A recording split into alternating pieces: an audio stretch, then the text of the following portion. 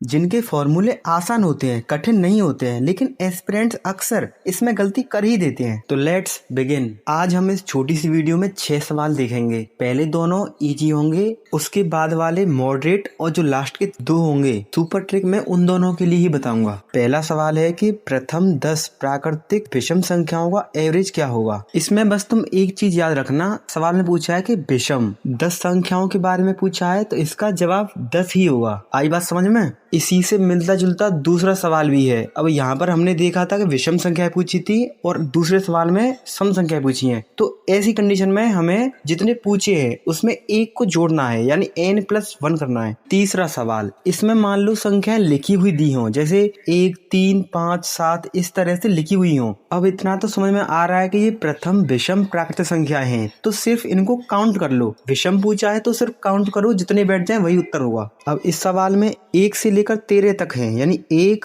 2, 3, 4, 5, 6, 7, यानी 7 इसका सही जवाब होगा। और सेम यही संख्याएं अगर सम में पूछी जाती, जैसे 2, 4, 6, 8, अगर सवाल में सम के लिए पूछता है तो काउंट करने के बाद उसमें 1 को ऐड कर देना है, बस वही उसका उत्तर होगा। जैसे 1, 2, 3, 4, 5, 6, यानी 6 काउंटिंग हो गई और +1 यानी 7 इसका भी जवाब होगा। सवाल नंबर 5 और 6 कठिन नहीं है, मेरी बात ध्यान से सुनना। देखो, इन दोनों सवालों में संख्याएं ऐसे लिखी थी कि हम उनको काउंट कर सकते थे, लेकिन अगर वो ऐसी संख्याएं देते जैसे 1, 3, 5 ...